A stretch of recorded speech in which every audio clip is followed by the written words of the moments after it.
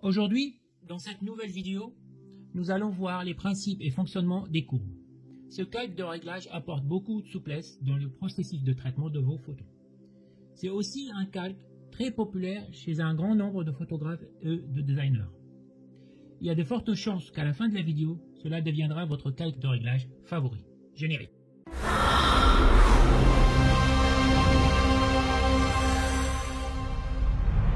Il y a plusieurs façons sous Photoshop d'utiliser les courbes. La première façon est la façon la plus rapide, mais aussi la plus contraignante, est de passer par le menu réglage courbe. Donc image, réglage, courbe. Le raccourci c'est CTRL M. À ce niveau-là, vous faites vos réglages. Vous pouvez réduire la luminosité ou l'augmenter comme vous semble. Et une fois que vous avez fini, vous faites OK. Maintenant, une fois que j'ai appliqué mes réglages, je ne peux plus revenir en arrière. C'est-à-dire, si je veux modifier mes réglages, les régler, les ajuster, je ne peux plus. Si je reviens dans le menu, réglage, courbe, on voit bien que ma courbe elle est remise à 0. J'ai plus mes réglages que je viens de faire avant, il y a 2 minutes. D'accord? Je suis obligé de tout refaire. Et mon réglage de précédent est figé maintenant.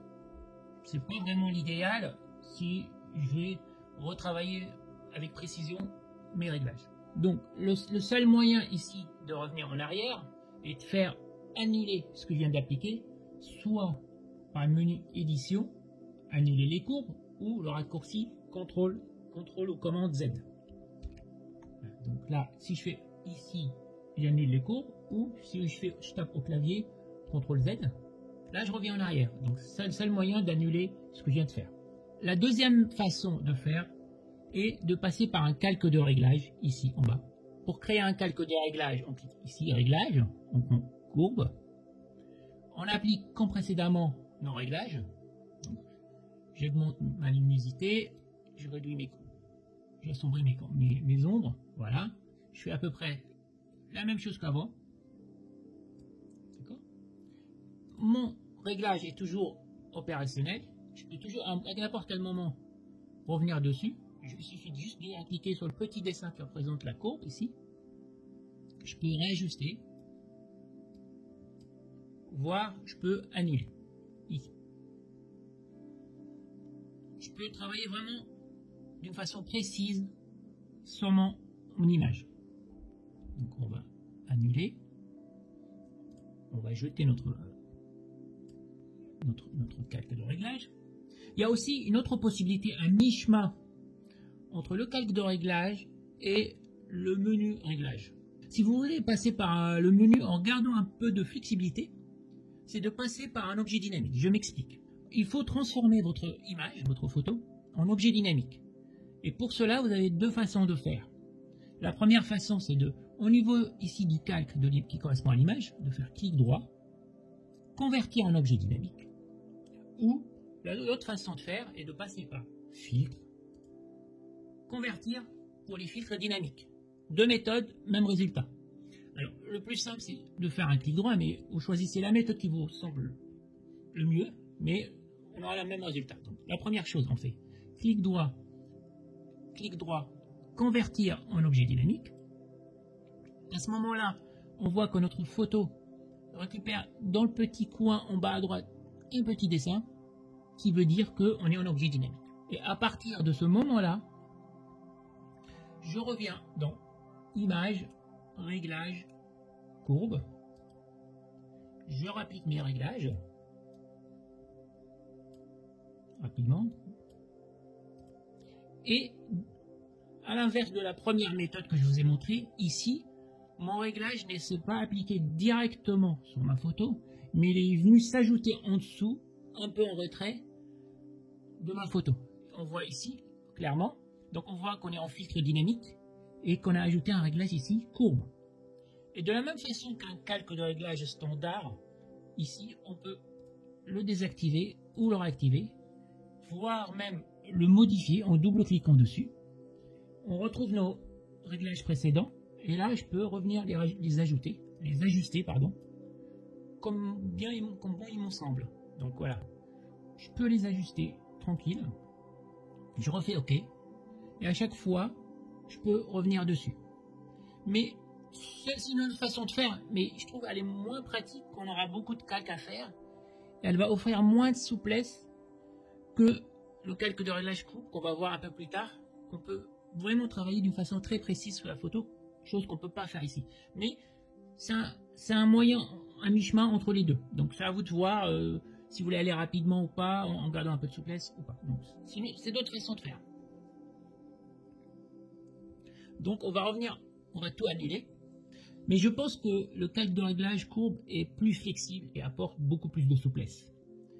C'est un calque de réglage qui s'applique à tous les calques qui sont en dessous ou à un calque en particulier, ce qu'on appelle le clipping mask, qu'on verra un peu plus tard. Regardons un peu plus en détail ce calque de réglage. Donc pour ajouter un calque de réglage, il suffit d'aller tout en bas ici, sur la petite icône qu'on voit ici, on clique. Parmi tous les réglages, on va prendre courbe. Et donc, on se retrouve avec un calque de réglage courbe juste au-dessus de notre photo, qu'on voit ici. D'accord? Donc, qui est composé du symbole qui correspond à notre réglage, associé toujours, n'importe quel réglage que vous allez prendre dans Photoshop, vous aurez un masque à côté. Donc là, on a le masque et par défaut. Pour l'instant, le masque s'applique sur toute la photo. Donc, on revient sur notre courbe ici. Et donc, voilà notre réglage ici sur lequel on va travailler. Le calque de réglage est composé d'un histogramme représentant les différents niveaux de luminosité dans notre photo, d'une ligne diagonale, d'une ligne horizontale ici, qu'on verra un peu en détail, et d'une ligne verticale. Ces axes représentent la luminosité actuelle de la photo. L'axe ici horizontal, à savoir les zones claires, les zones moyennes, les lumières moyennes, en fait, les zones moyens, les tons moyens, ce qu'on appelle, et les ombres et les noirs. Chaque axe, le vertical et l'horizontal, va de 0 ici, qui correspond au noir, donc valeur 0, jusqu'à 255, ça correspond au blanc, 100% blanc. Okay, blanc à droite, et ça commence par les noirs à 0. La même chose pour l'axe vertical, donc 0 tout en bas et tout en haut de l'échelle, blanc 255. Comment fonctionne la courbe? Il suffit de prendre un point ici sur la diagonale, on prend là un point qui correspond à peu près, on voit qu'il y a des colonnes, et on prend le point dans la zone lumière qui nous intéresse. Donc si je veux travailler les zones claires, blanc ici, les tons moyens ici, c'est un peu plus les ombres, et les noirs un peu plus à l'extrême à gauche. D'accord? Donc on prend un point, et on va vers le haut pour éclaircir ce point, ou on va en bas pour l'assombrir. Donc si je vais ici, dans cette zone-là, si je vais en haut, on va voir sur la photo, j'ai éclairci tout ce qui est autour de ce point. Donc le point que j'ai choisi, il a pris la valeur max de mon paramètre, et progressivement tout ce qui est autour, c'est aussi éclairci, mais d'une façon atténuée, d'accord, jusqu'à former la courbe qu'on voit à l'écran. De la même manière, si je vais au niveau des zones sombres, et je voudrais peut-être assombrir un peu plus, je prends le point à l'endroit qui m'intéresse, je clique sur la courbe et je descends pour l'assombrir. Donc si je descends comme ça, on va voir, j'ai assombri plus cette zone-là. On le voit comment ça s'applique sur la photo.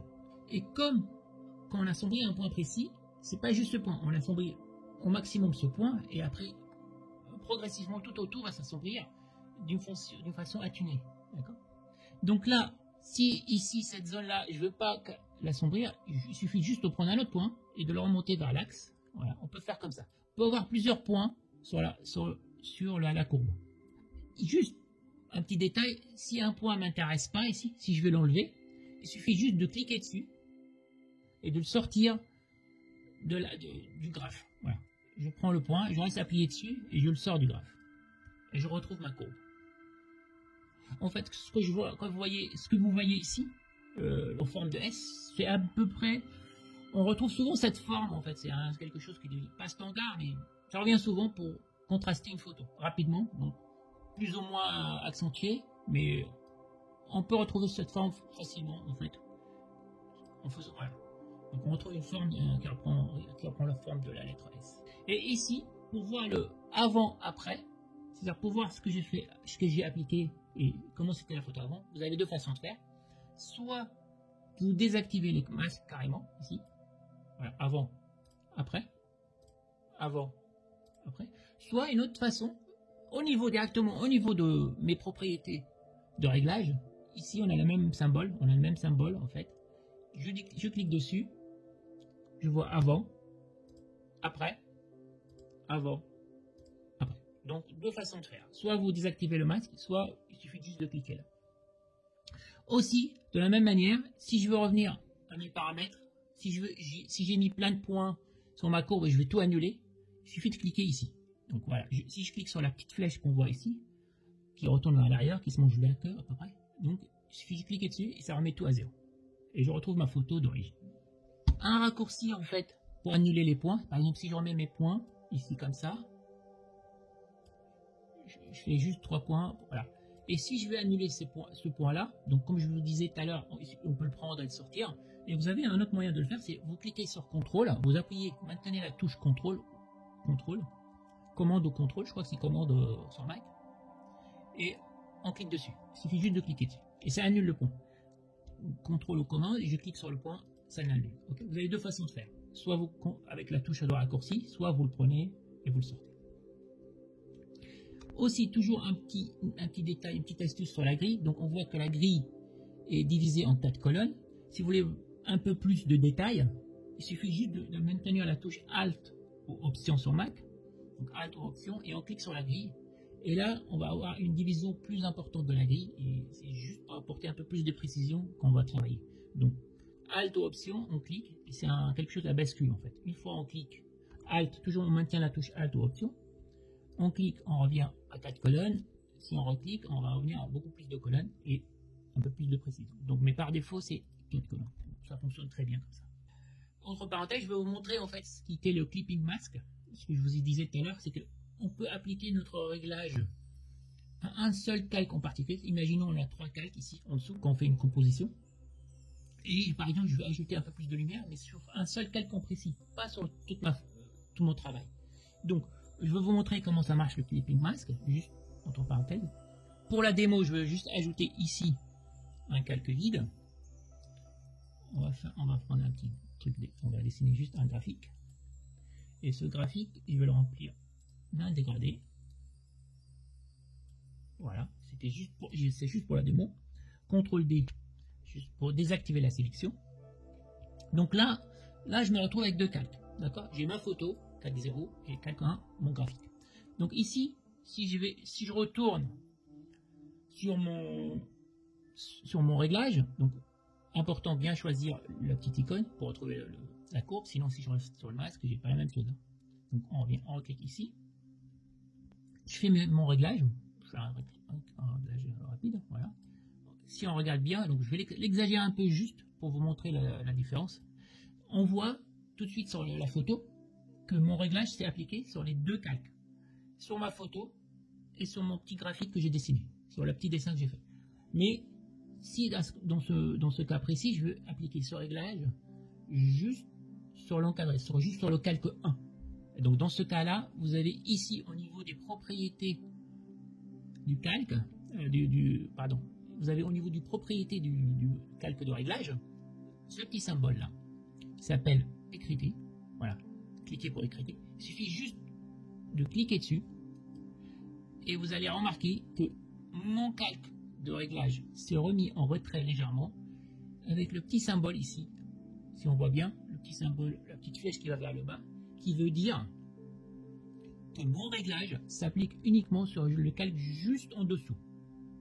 Et ça s'arrête là. Donc, tout ce que je vais faire sur ce calque de réglage va s'appliquer juste au calque qui est juste en dessous de moi. D'accord? Et donc de cette façon-là, on ne va plus toucher tous les autres calques. Donc là, on travaille un peu quelque chose de plus précis. Chose qu'on ne peut pas faire quand on passe par le menu réglage. Donc là, je refais d'autres réglages pour vous montrer juste que mes réglages s'appliquent juste sur mon calque juste en dessous. Et donc, pour l'annuler, il suffit juste de cliquer dessus.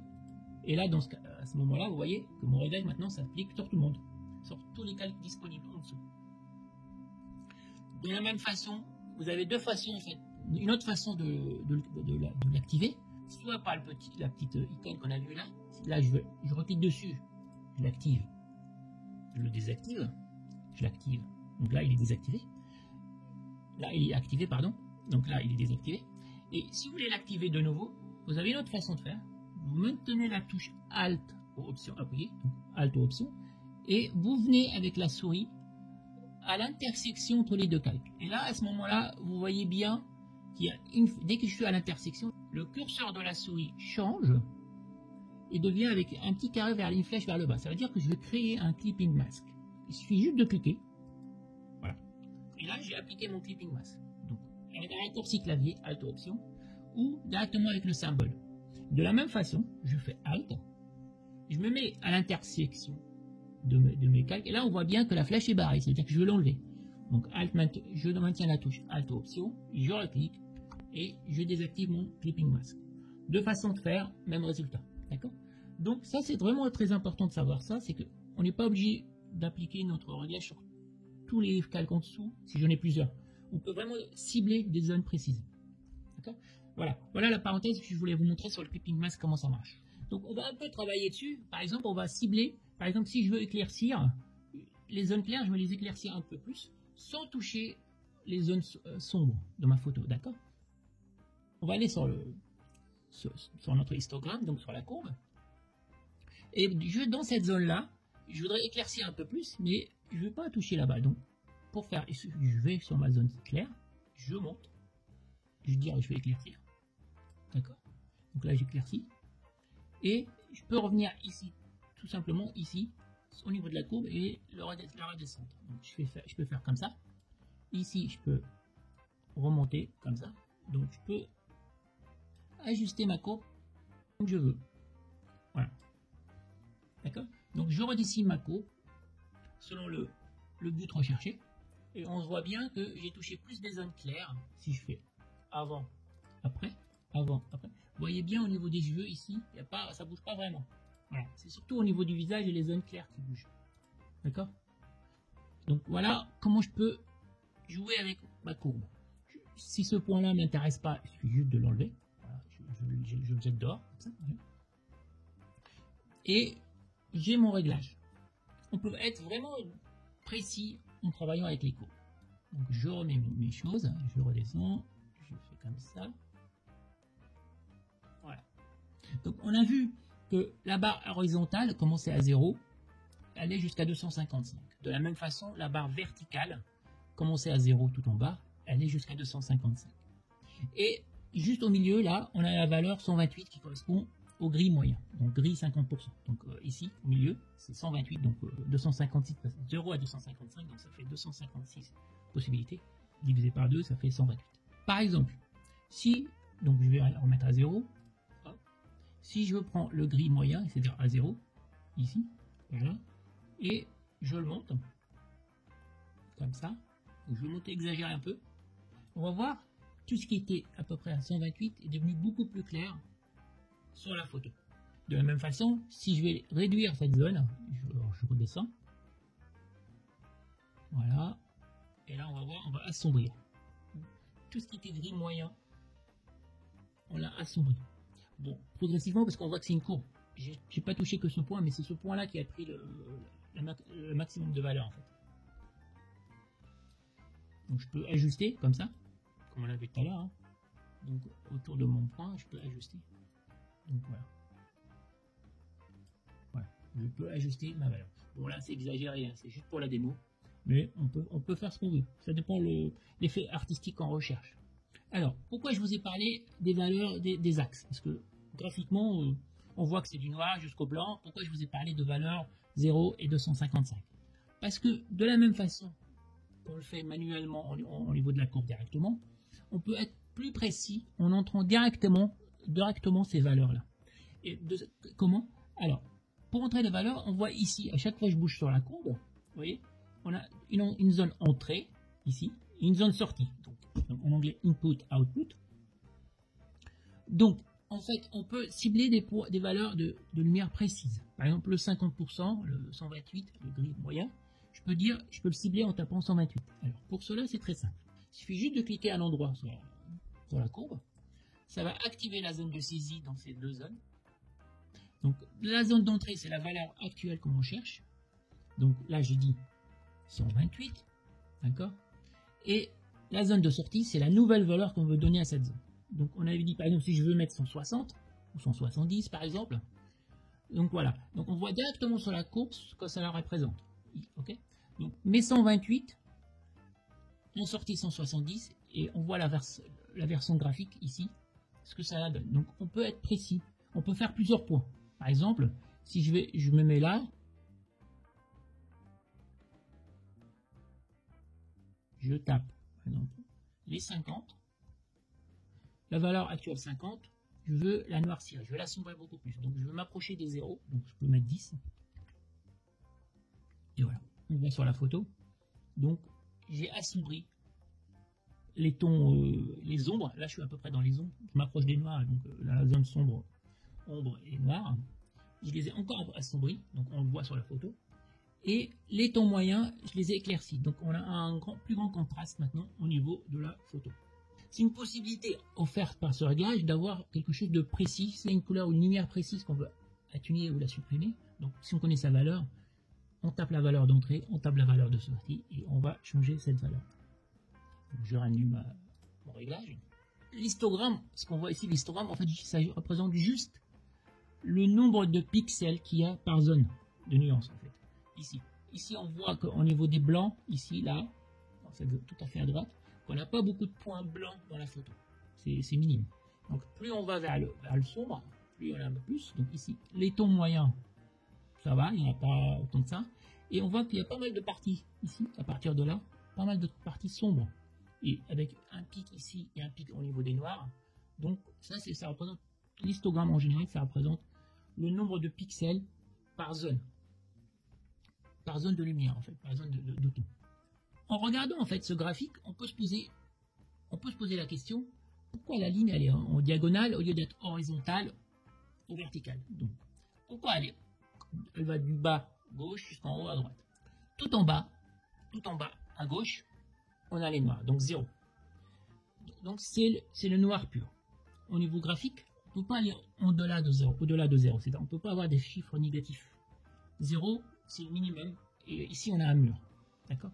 On ne peut pas aller au-delà de ce mur-là. Donc, c'est notre base, 0. À l'opposé, tout en haut, à droite, on a les blancs. Donc, on voit ici, on a la possibilité d'aller jusqu'au blanc, c'est-à-dire 255. Et après, on a un plafond où on va se heurter à ce plafond. Voilà, on ne peut pas aller plus haut. C'est-à-dire, on ne peut pas faire au-delà du blanc. On ne peut pas faire plus blanc que blanc. C'est pas possible. Notre maximum, c'est blanc, c'est 255.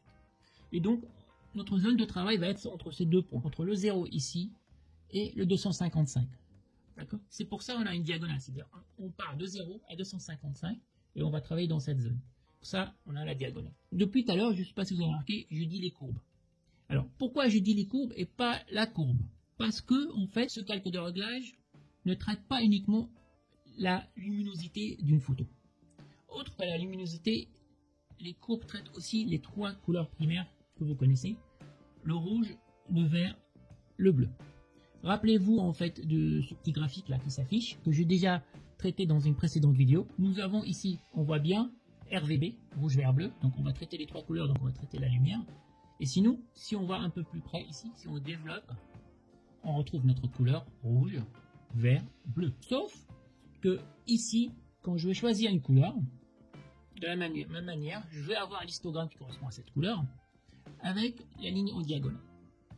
La seule nuance ou seule différence avec la première courbe qui correspondait à la lumière, ici, si je diminue ma ligne rouge, si je descends, je ne vais pas assombrir ma couleur, mais je vais la retirer, je vais diminuer cette couleur dans la photo. Cela reviendrait, si on se rappelle du graphique, en diminuant une couleur, je vais augmenter son opposé. D'accord? Regardez bien le graphique par rapport au rouge. Donc, si je diminue le rouge, je vais augmenter le cyan, et inversement. si j'augmente les rouges, je vais diminuer les sciants dans la photo. Ok. Donc, quand on travaille sur la courbe avec les couleurs, on va ajouter ou retirer des couleurs. Donc là, si je retire du rouge, en fait, je vais ajouter du cyan. De la même façon pour le vert, si je diminue du vert, on voit bien que je commence à tendre vers du magenta. Okay. Ou si je vais vers le haut, je vais ajouter du vert. Donc on va ajouter du magenta, donc on va récupérer du vert. Donc ça c'est bon à savoir en regardant le graphique, comment on va travailler avec les couleurs. Si on voit qu'une photo elle a une tendance à aller vers le vert et on va l'éliminer, il suffit juste de prendre la courbe verte et la diminuer. Et là on va aller à l'opposé. De la même façon on peut faire notre courbe au niveau des verts, hein, mais ça va dire ici qu'on va mettre beaucoup plus de vert dans les zones claires et moins dans les zones sombres. Okay. Et ça donne un aspect artistique aussi à la photo. Donc c'est encore un champ supplémentaire de création. D'accord. Et de la même façon, on peut travailler sur les bleus. Donc je peux ajouter du bleu, comme je peux retirer du bleu. Et là, quand on voit le bleu, on va ajouter du jaune. Toujours en basant le même graphique. Ça c'est une base dans Photoshop. Du moment où vous connaissez bien ce graphique, vous allez vous amuser beaucoup. Voilà. Donc, un autre effet graphique sur la photo. Ici, si je reviens ici dans la liste, je reviens RVB, on va constater que j'ai toujours ma ligne de luminosité que je n'ai pas touchée, mais je vois superposer à cette courbe mes trois lignes de couleurs, mes trois couleurs. Et de la même façon, là je peux travailler sur la lumière aussi, donc je peux faire un peu plus de lumière. C'est vraiment indépendant. Voilà. Je peux travailler sur ma lumière aussi en même temps. Ici, pour annuler en fait, si vous voulez tout annuler d'un coup, il suffit juste de cliquer ici et ça va annuler les quatre courbes. Pas simplement le rouge, même si on est ici. Si je reviens ici par exemple sur le rouge, et si je clique sur annuler, ça va pas juste annuler le rouge, ça va annuler tout. Ça va remettre à zéro tous mes paramétrages. Pour annuler juste la courbe rouge par exemple, il faut prendre le point et le mettre dehors. Comme ça. Pour les verts pareil. Voilà. Si je reviens, si je fais annuler, ici juste pour vous montrer comment ça marche. Donc RVB, vous voyez bien que j'ai deux courbes, j'ai ça, et j'ai la bleue et j'ai la verte. Si je retourne sur la bleue, si je fais annuler, ça annule tout. Vous voyez, il est même revenu sur RVB par défaut. Donc il faut faire attention si vous voulez juste annuler une couleur ou pas. Il faut annuler au niveau de la couleur. Et si vous voulez tout annuler, vous pouvez cliquer sur le bouton. Donc ce qu'on a vu jusqu'à maintenant, on l'a appliqué sur toute la photo de façon globale. Et maintenant, je vais l'utiliser en mettant des masques pour juste traiter une zone en particulier sur la photo. Donc je vous montre ça. Donc ici, j'ai dit, je vais éclaircir. Donc on va éclaircir au niveau de la photo. D'accord. On voit bien que ça éclaircit. Mais je ne veux pas appliquer ce paramétrage sur toute la photo. Donc dans ce cas-là, je vais retourner au niveau du calque de réglage. Ici, au niveau du masque, maintenant, je clique sur le masque. Par défaut, le masque, il est blanc, c'est-à-dire tout ce que j'applique comme réglage, ça s'applique sur toute la photo. Donc rappelez-vous, j'ai déjà fait une vidéo là-dessus, comment utiliser les calques de réglage et les masques. Donc vous pouvez la voir dans un coin qui va apparaître, là, à droite ou à gauche. Vous verrez plus en détail comment les utiliser. Donc ici, je vais inverser mon masque. Pour cela, je vais faire CTRL-I, CTRL ou commande I. Et là, j'ai inversé mon masque. Donc mon masque est passé tout en noir. Cela voudrait dire que maintenant, mon réglage ne s'applique pas. Il n'y a aucune zone qui reçoit ce réglage. Et là maintenant, je vais prendre un pinceau. Je vais prendre la couleur blanche ici. D'accord? Une couleur blanche. Je vais un peu zoomer sur ma photo. Voilà, comme ça. Et je vais travailler d'une façon localisée sur ma photo. Donc là, ici par exemple, ce que je vais faire, je voudrais par exemple, je veux juste réduire un peu mon pinceau. Et par exemple ici, je vais éclaircir ici au niveau des yeux. Donc, je vais travailler au niveau des yeux. Donc là, en fait, je travaille ici, mais en fait, en réalité, je suis en train de travailler sur le masque ici. D'accord? Donc vous voyez bien, il y a un petit point blanc, je ne sais pas si ça se voit sur la vidéo. Donc ici, j'éclaircis. Je vais éclaircir un peu. Voilà. Au niveau des yeux, j'éclaircis. Voilà. Je peux éclaircir comme ça. Là, vraiment, mon réglage s'applique juste sur ces zones-là et pas sur la photo entière. Donc, je remonte. Donc, là, je vais vous montrer. Donc, ici, au niveau des lèvres, je veux éclaircir un peu. Donc si on revient, si je vous montre avant, après, avant, après, avant, après, d'accord, j'ai touché une zone particulière. Mais vous pouvez aussi combiner plusieurs en fait calques de réglage. Donc j'en ai fait un par exemple ici pour les yeux et la bouche. Rien ne m'empêche, je peux très bien ajouter un autre. Je fais calque de réglage courbe, de la même façon. Là par exemple je vais atténuer, donc je vais donner un peu plus de choses sombres. D'accord? Par exemple comme ça. Mais de la même façon, je travaille de façon localisée. Donc je reviens sur mon calque, CTRL I, pour désactiver temporairement le calque. Je reprends un pinceau. Je reviens sur ma photo, donc je m'approche un peu. Et ici, je vais prendre un pinceau, la couleur blanche, pinceau. Et je vais par exemple ici aller au niveau des sourcils. Un peu assombrir les sourcils par exemple. Donc, et peut-être ici, mais c'est déjà, voilà. Peut-être aussi l'iris. Ici un peu comme ça. Voilà. Par exemple, je peux faire comme ça. C'est juste pour vous montrer en fait, d'accord? Voilà.